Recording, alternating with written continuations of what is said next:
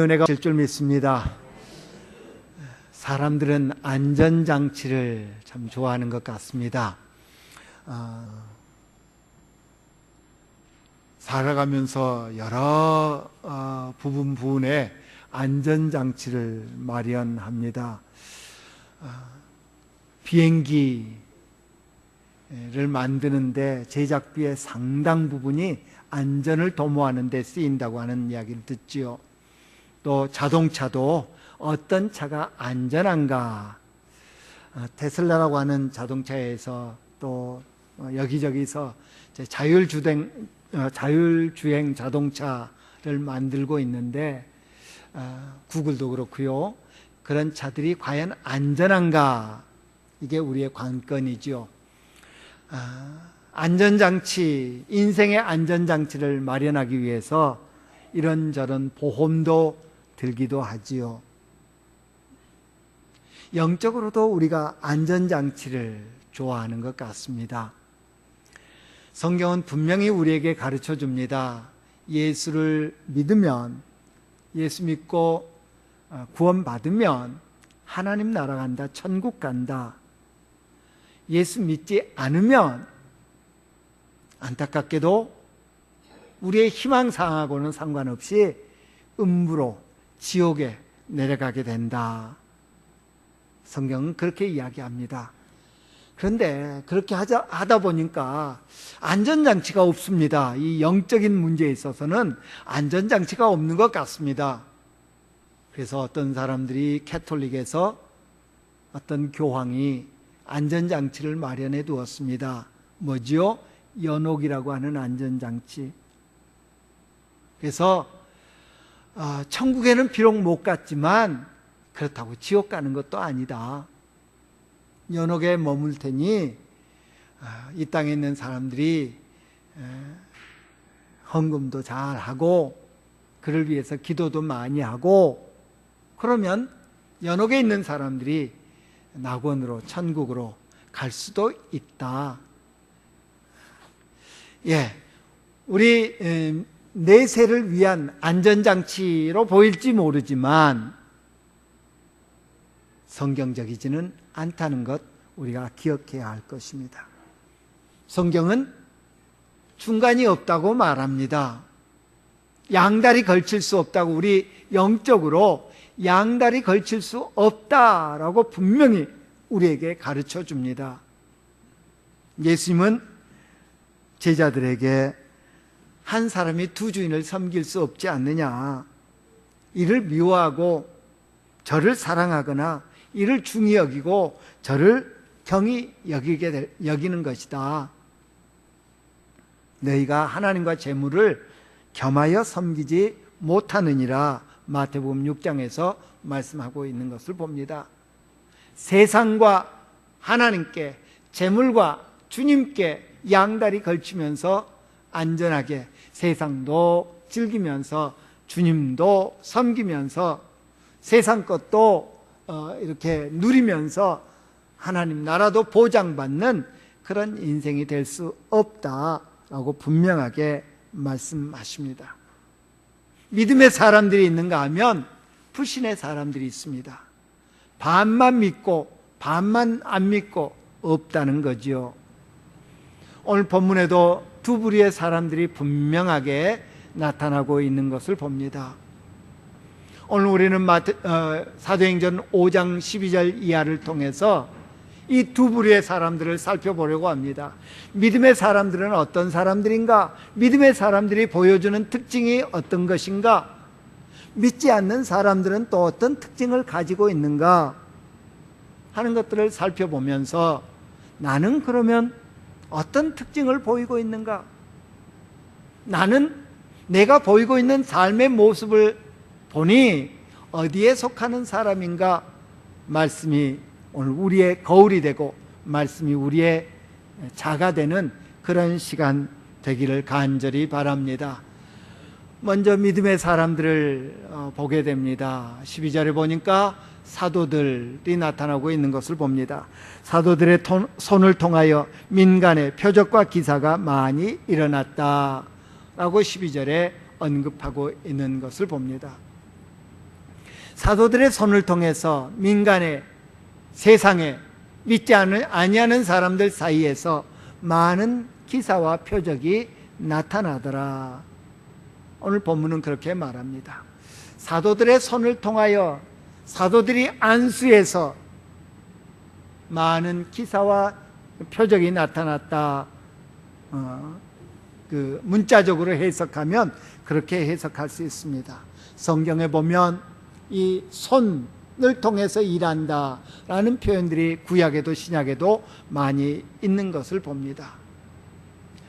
사도들이 기사와 표적을 많이 행했더라? 아니었습니다. 사도들의 손을 통해서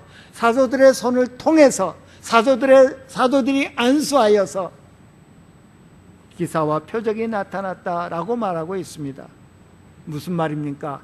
기사와 표적, 기적의 근원은 사도들이 아니라 따로 있더라.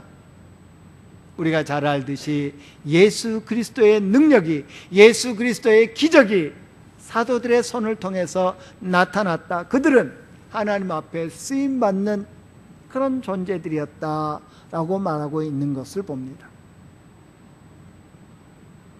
사도들의 손을 통해서 기사와 표적이 많이 나타났습니다. 우리 주님께서는, 우리 하나님께서는 이 사도들을 도구로 사용하셔서 당신의 능력을 세상에 나타냈습니다. 믿는 자의 모습입니다.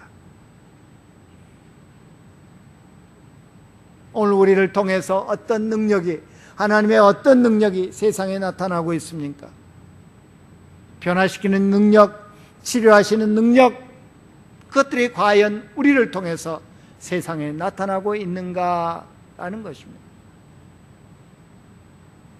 믿으면 하나님의 영광을 보리라고 했습니다.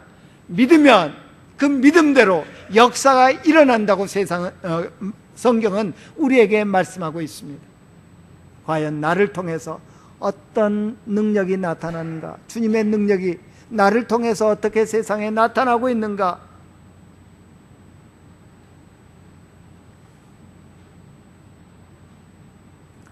나는 과연 주님의 능력이 세상에 드러나는데 도구로 쓰임받고 있는 그런 존재인가 살펴보아야 할 것입니다. 또한 믿는 자의 특징 중에 하나는 오늘 본문에 보니까 믿는 사람이 다 마음을 같이하여 마음을 같이했더라, 하나됨이 있었더라 라고 말하고 있습니다. 초대교회의 가장 큰 특징이라고 할 수 있을 것입니다. 하나됨이요. 믿는 자들은 하나가 됐습니다. 믿는 자들이 모인 곳에는 하나됨이 있었습니다. 핍박이 찾아왔습니다. 어려움이 찾아왔습니다. 예수님이 부활하시고 승천하셔서 선생님이 계시지 않은 한 열흘 동안의 시간이 있었습니다. 그 길이 있었습니다. 두려움이 있었지요. 그러나 그들은 하나 되어서 기도하기를 힘썼습니다. 오늘 본문도 마찬가지입니다. 베드로와 요한이 나면서 못 걷게 된 사람을 고쳐주었습니다. 그로 인해서 사람들이 모여들자 예수 그리스도를 전했습니다. 그러자 그들을 옥에 가두고 그 다음날 공회가 모여서 그들을 협박합니다. 다시는 예수의 이름으로 말하지 말아라. 그 소식을 전해들은 제자들이 불안에 떨고 숨어들고 아니었습니다. 마음을 같이하여 하나님께 기도했습니다. 오늘 본문에도 교회의 특징을 언급하면서 하나 되었더라 거듭거듭 강조해서 이야기하고 있는 것을 볼 수 있습니다. 우리 가운데 나눔이 있다면, 우리 가운데 분쟁이 있다면, 우리 가운데 분열이 있다면 거기에 성령이 역사하지 않는 모습 이미 분명합니다. 안타깝게도 한국 교회에 수많은 분쟁들이 있는데 거기에 성령이 함께 하신다라고 말할 수 없을 것입니다. 바울 사도는 성령의 하나 되게 하심을 힘써 지키라고 했습니다. 성령의 사람들이라면 나눔, 분쟁, 다툼, 이것으로부터 자유하여야 할 것입니다. 우리 안에 하나됨이 있는가? 나는 하나됨의 모습을 세상에 보이는가?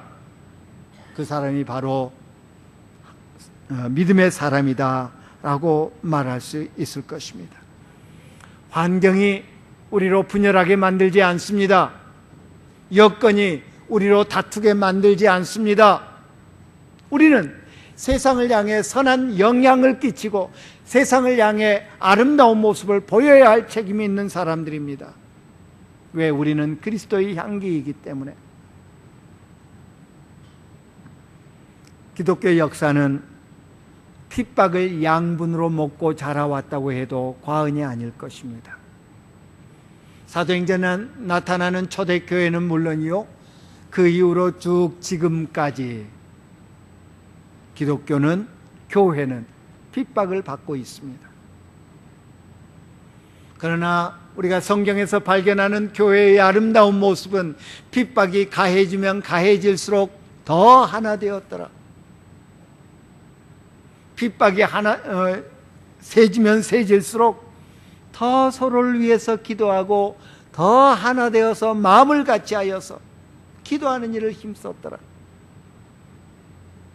빌립보서 2장에 보면 2장 1절부터 4절까지 해서 거듭 하나 되라, 하나 되라, 하나 되라는 것을 강조해서 말하고 있는 것을 봅니다. 내가 하나 되는데 촉매제가 된다면, 내가 하나 되기 위해서 썩어지는 미랄이 된다면 그 사람은 바로 믿음의 사람이요 성령이 충만한 사람이라는 증거가 될 줄 압니다. 오늘 본문에 나타나는 이 믿음의 사람들은 주님의 일꾼으로 주님의 능력을 세상에 나타내는 사람들이었습니다. 함께 모여 하나 된 그런 사람들이었습니다. 뿐만 아니라 하나님을 사모하는 사람들이었습니다. 15절 16절에 보면 사도들로 인해서 기적이 많이 나타나니 사람들이 얼마나 사도들에게 고침받기를 사모했던가 하는 것을 묘사하고 있습니다. 사람들을, 환자들을 메고 찾아옵니다. 미처 사도들에게 이렇게 데리고 갈 수 없으니 길 위에다가 침대를 놓고 혹은 요를 펴고 그 위에다 환자를 누이고 베드로 사도가 그 옆으로 지나가면서 베드로 사도의 그림자라도 좀 덮어주기를 사모했다라고 말합니다. 어디 예루살렘 뿐이었습니까? 예루살렘 밖에 사람들도 다 모여왔다고 그렇게 언급하고 있는 것을 봅니다. 베드로의 그림자가 덮이기를 바랬다. 예, 미신적인 요소지요. 오늘날 우리에게 있어서 그림자는 전혀 큰 의미를 갖지 못합니다. 하지만 이 시대의 그림자는 사람의 영혼이라고 생각했습니다. 누군가의 그림자가 나를 덮는다라는 말은 그 사람의 다스림, 그 사람의 영향을 내가 받는다.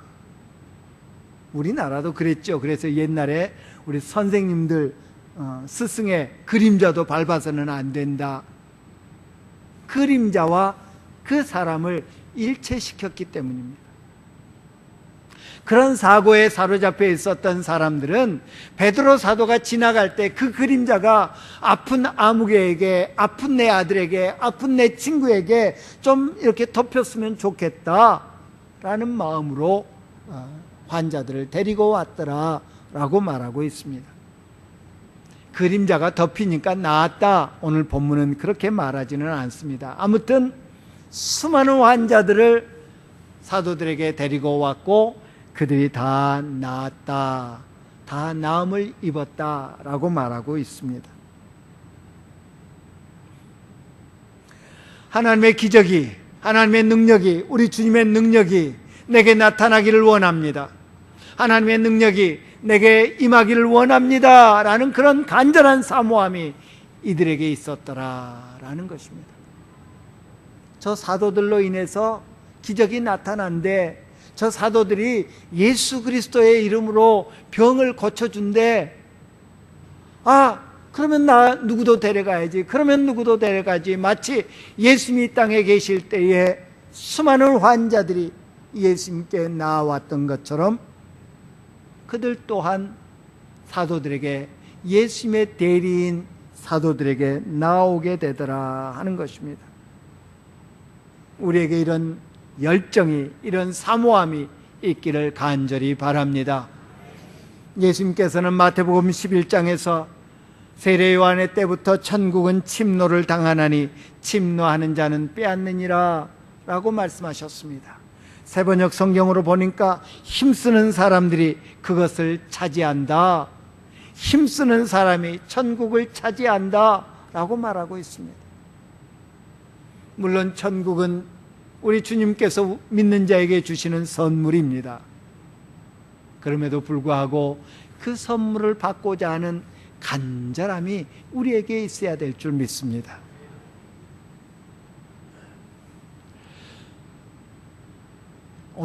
어제가 설날이었는데 여러분 아이들에게 세뱃돈 많이 주셨는지요? 나라에서 이 5만 원짜리를 만들어 가지고 애들만 수지 받게 생겼어요. 그래, 설날 때 선물 사줄게, 네 생일 때 선물 사줄게. 우리 부모들이 자녀들에게 약속합니다. 그리고 그 약속의 날이 되면 아이들이 그 약속을 의지해서 부모에게 요구합니다. 아빠, 레고 사준다고 그랬잖아요. 마치 맡겨놓은 것처럼 당당하게 요구합니다.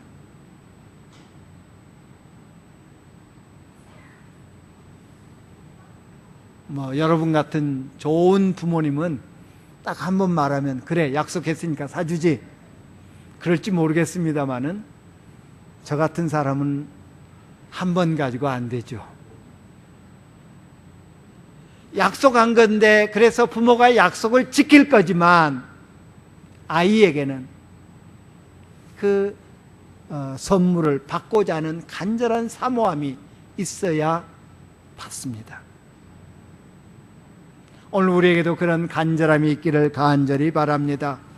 하나님의 능력을 경험했던 많은 사람들, 어떤 자격을 갖춰서, 어떤 조건을 갖춰서 하나님의 능력을 갖춘 것 아니었습니다. 아브라함의 자손 이스라엘 백성이기 때문에, 유대인이기 때문에 예수님의 능력을 체험한 것 아니었습니다. 거라사인도, 로마 사람, 이달리아 사람, 백부장도 주님의 능력을 체험할 수 있었습니다. 사회적인 지위가 높아야만, 사람들로부터 존경을 받아야만 주님의 능력을 체험할 수 있었던 것 아니었습니다. 사람들로부터 외면당했던 삭개오가, 사람들로부터 따돌림을 당했던 삭개오가 예수님 만나기를, 예수님 보기를 사모했다가 그의 집에까지 예수님 오시는 영광을 누릴 수 있었습니다. 사람들로부터 부정하다, 니들은 부정하니까 가까이 오면 안 돼, 격리됐던 나병 환자들이 예수님의 능력을 사모했다가 주님의 치료를 경험할 수 있었습니다. 주님을 만날 수 있는 요건은, 주님의 능력을 체험할 수 있는 요건은 우리 스스로 갖추는 것이 아니라 사모함인 줄 믿습니다. 간절히 사모할 때 우리 주님께서는 삭개오를 만나 주셨듯이, 백부장을 고쳐주셨던 것처럼, 백부장의 딸을 고쳐주셨던 것처럼, 혹은 나병 환자를, 혹은 소경을 고쳐주셨던 것처럼 우리에게 당신의 능력을 나타내실 줄 믿습니다. 오늘 본문도 비록 예수님은 아니었지만 예수님의 능력을 힘입은 성령으로 충만한 사도들 앞에 수많은 환자들을 데리고 나와서 능력을 경험했던 그런 믿음의 사람들의 모습을 보게 됩니다. 이처럼 믿음의 사람들은 주님의 일꾼으로 쓰임받는 사람들이었습니다.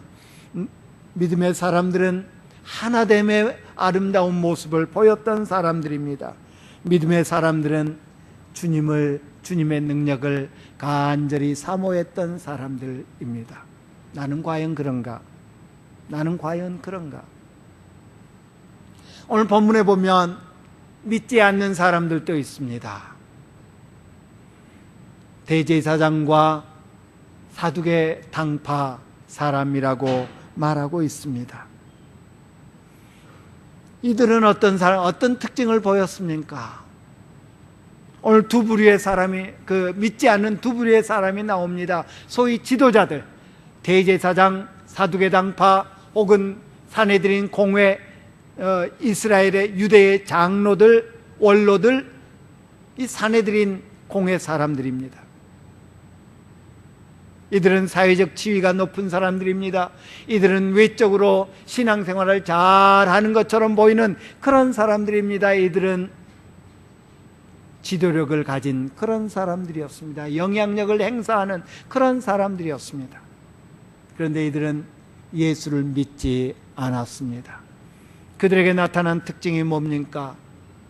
그들은 늘 죄책에 사로잡힌, 죄책에 눌려 사는 그런 인생들이었습니다.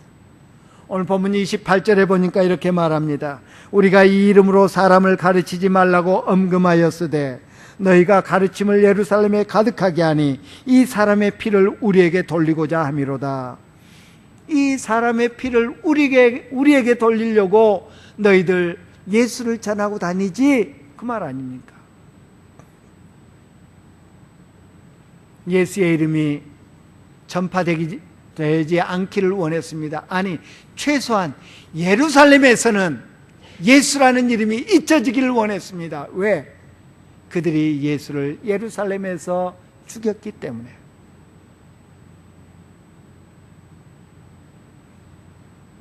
마태복음 27장에 보면 본디오 빌라도가 예수님을 신문하는 장면이 나오지요. 예수님을 신문해 봐도 아무리 봐도 죽일 만한 어떤 죄목을 발견하지 못합니다.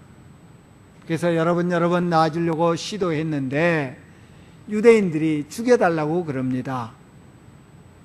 24절에 보니까 밀란이 나려는 것을 보고 물을 가져다가 무리 앞에서 손을 씻으며 이르되 이 사람의 피에 대하여 나는 무죄하니 너희가 당하라.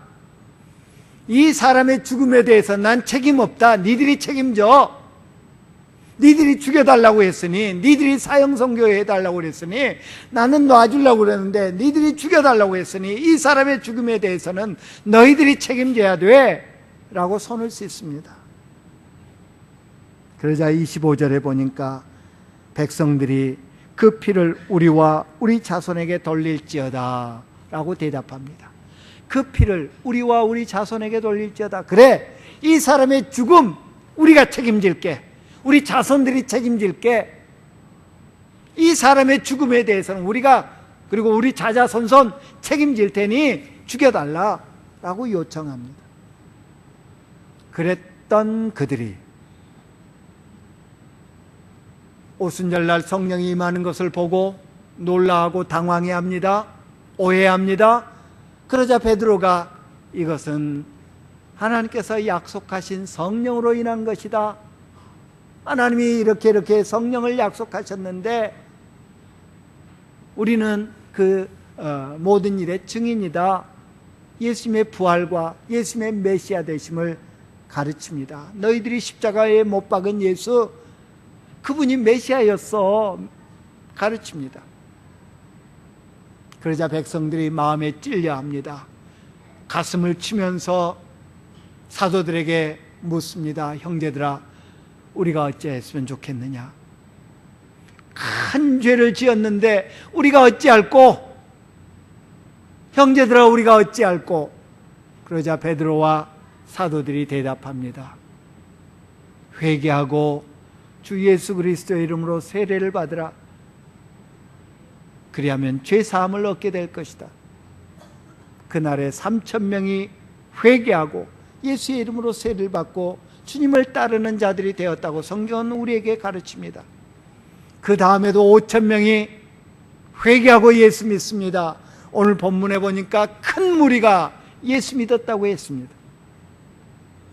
그렇다면 예루살렘 성 내에 거주하는 대부분의 사람들이 회개하고 예수 믿었다는 것입니다.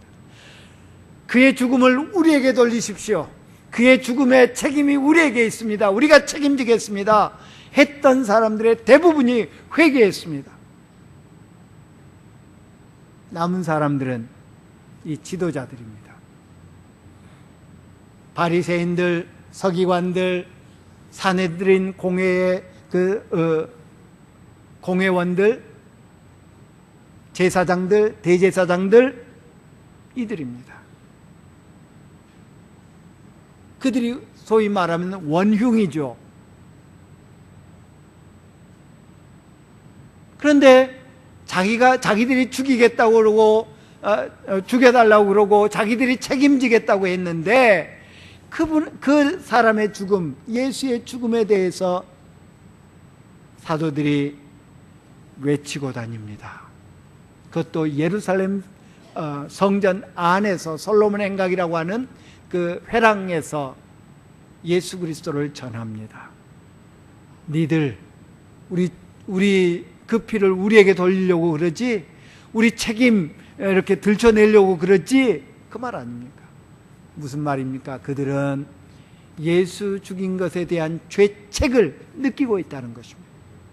죄로 인해서 그 예수 죽인 것에 대한 죄책을 어깨에 짊어지고 있다는 것을 의미합니다. 믿지 않은 자들의 특징입니다. 죄책이 짓누릅니다. 죄를 지은 아담이 죄책을 느낍니다. 그래서 피해서 숨습니다. 죄를 지은 가인이 죄책을 느낍니다. 사람들이 나를 죽이면 어떡합니까? 회개치 않은 죄는 우리에게 죄책을 느끼게 합니다.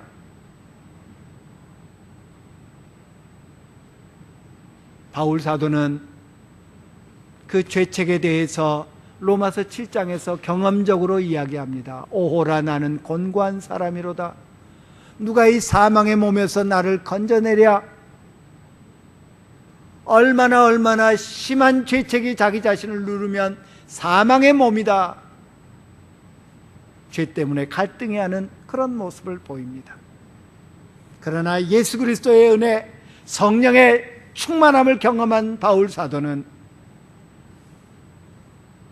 생명의 성령의 법이 죄와 사망의 법에서 나를 해방시켰다고 로마서 8장에서 고백합니다.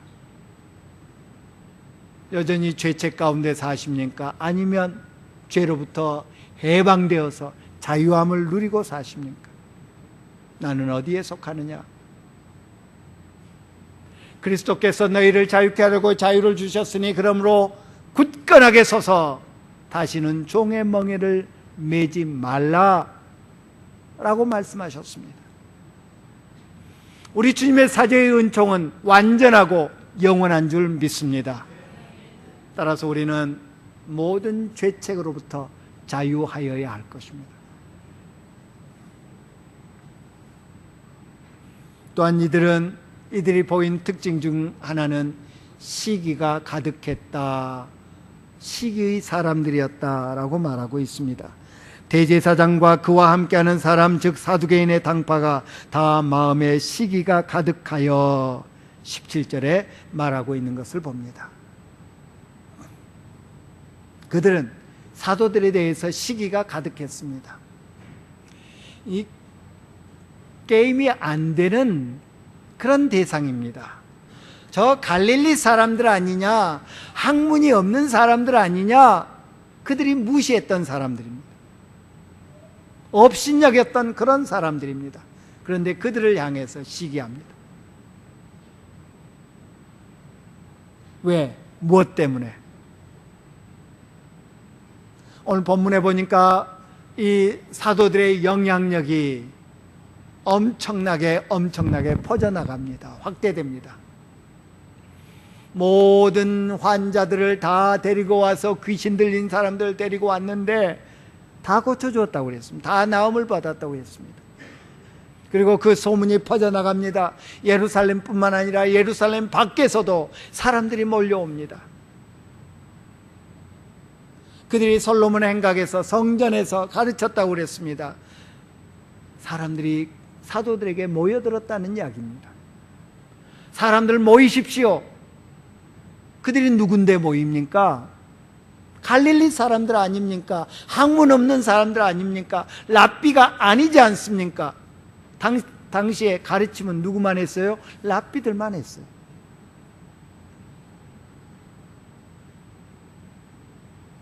어디 하나 요즘 같으면 명함조차도 없는, 내밀 수 없는 그런 사람들이었는데 그들에게 몰려들었습니다. 영향력이 확대되어 갑니다. 그로 인해서 그들은 지도자들의 시기를 받는 그런 사람들이 되었다라는 것입니다. 28절에 보니까 예루살렘에 가득하게 했다. 16절에 보면 예루살렘 부근에 수많은 사람들도 모였다.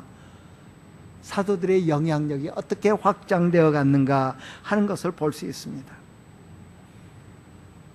무시했던 사람들,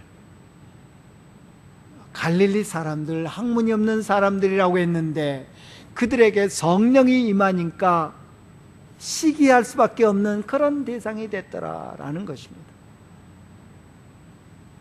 나는 성령을 받지 못해서 나는 변화되지 않았는데 아무개는 성령 충만해서 변화된 모습, 능력의 모습을 보이니 시기하죠. 나는 어느 부류에 속한가?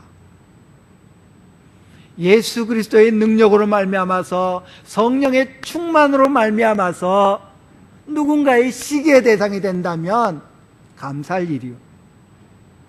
물론 교만해서 시기에 받으면 그건 안 좋겠지만, 성령의 역사가 내게 나타나서 내게 예수 그리스도로 인한 표적과 기사가 나타나서 누군가의 시기의 대상이 된다면 그건 감사할 일이죠.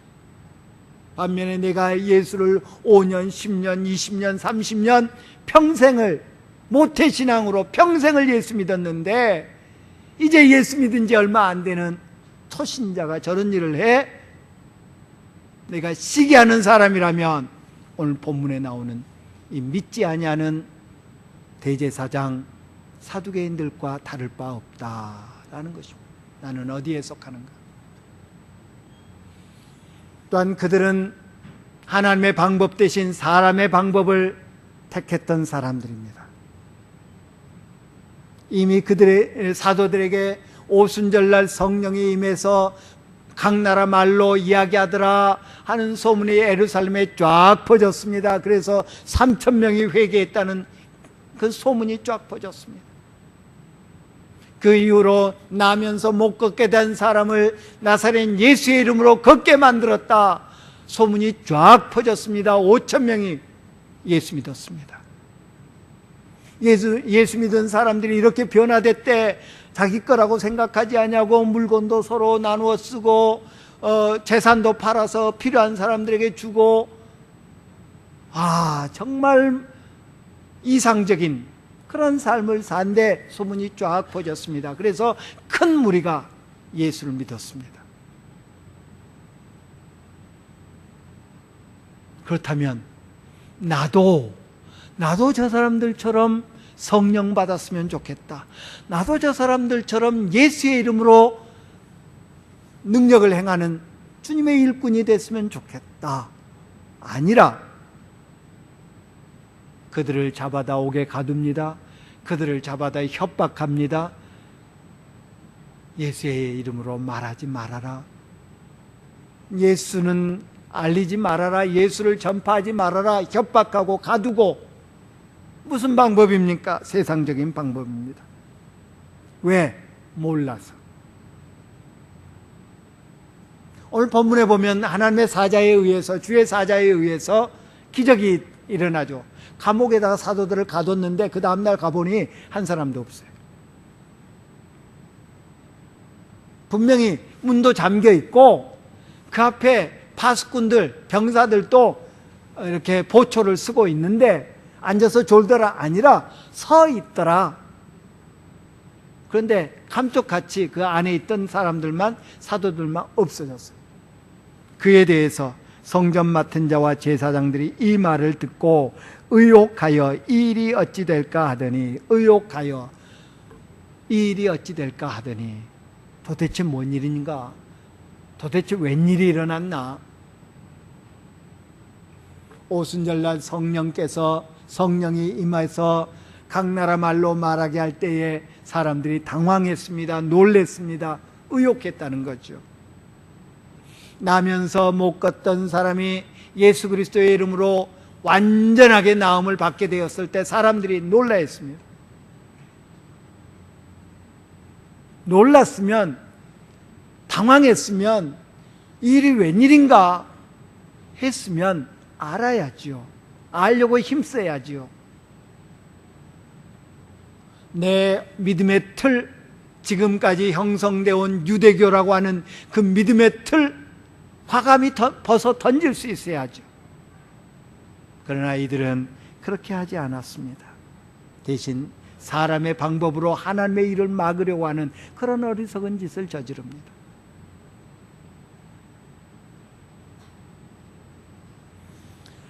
사도들 앞에 환자들을 데리고 오고 귀신 들린 자들을 데리고 오고 혹여라도 그림자가 덮어주면 나을까, 베드로 사도 앞에 이렇게 환자들을 놓았던 그런 사람들의 사모하는 모습과 매우 대조를 이룹니다. 무시하고 사람의 방법을 통해서 억제하려고 하고 제어하려고 하는 그런 안타까운 모습입니다. 우리는 혹여라도 사람의 어떤 방법들로, 사람의 지식으로, 사람의 생각으로 하나님의 일을 막으려고 하는 그런 어리석은 시도는 하고 있지 않는지 우리를 살펴봅시다. 또 한 부류가 있었습니다. 소위 나머지라고 일컬어지는 사람들입니다. 13절에 보니까 그 나머지는 감히 그들과 상종하는 사람이 없으나, 나머지는 예수 안 믿는 사람들, 그들, 사도들과 예수 믿는 사람들, 예수 안 믿는 사람들이 예수 믿는 사람들과 상종하려고 하지 않더라 하는 것입니다. 왜? 무서워서요. 두려웠어요. 예수 믿는 사람들이 모여서 함께 생활합니다. 구별된 삶을 삽니다. 초대교회의 가장 큰 특징 중에 하나가 하나됨이라고 말씀드렸습니다. 하나됨은 다른 말로 하면 구별됨입니다. 믿지 아니하는 사람들과 다르다는 것을 의미합니다. 자기들끼리만 똘똘 뭉쳤네, 배타적인 의미가 아니라 어쩔 수 없이 다를 수밖에 없기 때문에, 가치관이 다르고 신앙관이 다르고 추구하는 바가 다르기 때문에 그 다른 사람들끼리 모여있는 그 조직에 들어오지 못합니다. 왜? 믿는 사람들이 타협을 하지 않기 때문에. 괜찮아, 우리도 똑같아, 니들하고 똑같이 해, 아니라 우리는 이런 가치관을 가지고 살아, 우리는 이런 믿음을 가지고 살아. 거기서 후퇴가 없습니다. 타협이 없습니다. 그러니 밖에 있는 사람들이 들어오지 못합니다. 자기들의 가치관, 자기들의 믿음 버리지 않는 한 들어올 수 없습니다. 안타까운 것은 우리를 포함한 우리 오늘 한국 교회에 세상적인 요소가 교회 안에 너무 많이 들어와 있다는 것입니다. 구별되지 않습니다. 다르지 않습니다. 두려워하지 않습니다. 교회가 믿는, 우리 성도들이 믿는 그 믿음을 두려워하지 않습니다. 아까도 말씀드렸습니다마는 오순절 방언에 사람들이 당황하고 다 놀라며 당황했다라고 말합니다. 초대교회의 기적과 변화된 삶을 보고 사람들이 사도행전 2장 43절에 보니까 사람마다 다 두려워하는데 라고 그렇게 표현합니다. 5장 11절 아나니아와 삽비라가 죽었습니다. 성령을 속이려고 하다가 죽었습니다. 온 교회와 이 일을 듣는 사람이 다 크게 두려워하니라. 거룩한 두려움이 교회를 향해서 있었습니다. 성도들을 향해서 있었습니다. 하나님을 믿는 것, 이 거룩한 두려움이 있어야 됩니다. 그런데 안타깝게도 교회 밖의 사람들이 교회 가면 저렇게 되나? 예수 믿다가 잘못하면 저렇게 죽임을 당하게 되나? 하나님의 공의로운 면을 보고 두려워하는데 용서하시고 사랑하시고 긍휼을 베푸시고 자비로우신 하나님에 대해서는 이해하지 못합니다.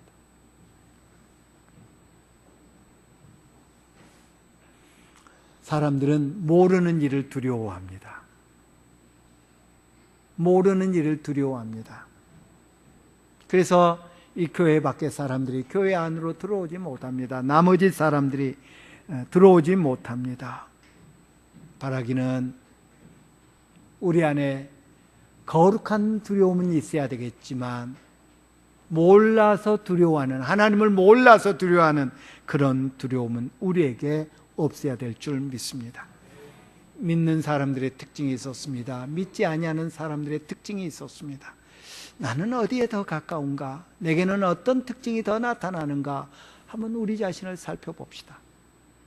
그리고 거기에 주님의 손길이 함께합니다.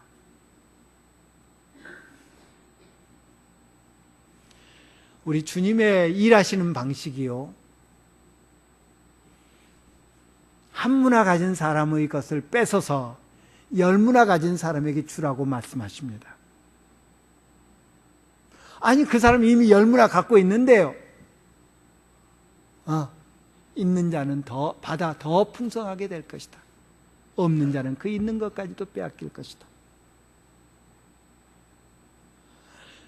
예수를 잘 믿는 주님의 일에 헌신한 사도들에게 주님의 능력을 체험하게 하십니다. 기적을 체험하게 하십니다. 그리고 격려하십니다. 위로해 주십니다.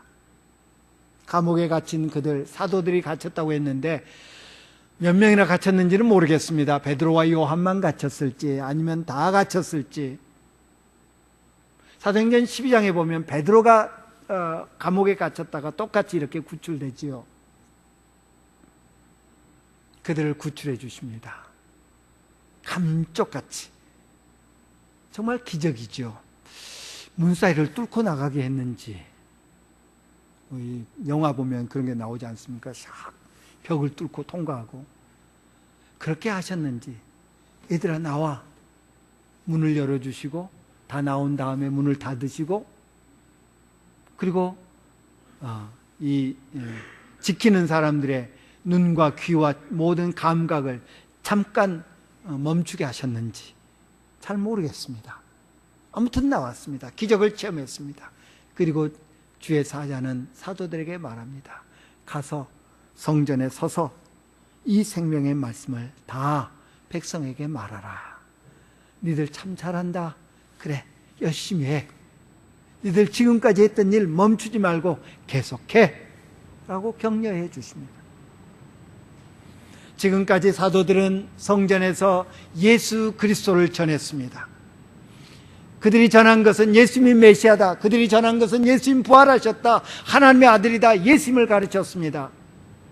그런데 주의 사자는 이 생명의 말씀을 다 백성에게 말하라 라고 말합니다. 니들 지금까지 예수 가르쳤는데 이제는 이것 가르쳐. 아니었습니다. 하던 일 계속 가라는 거였습니다. 무슨 말입니까? 예수가 누구다? 생명이시다. 예수가 생명이시다.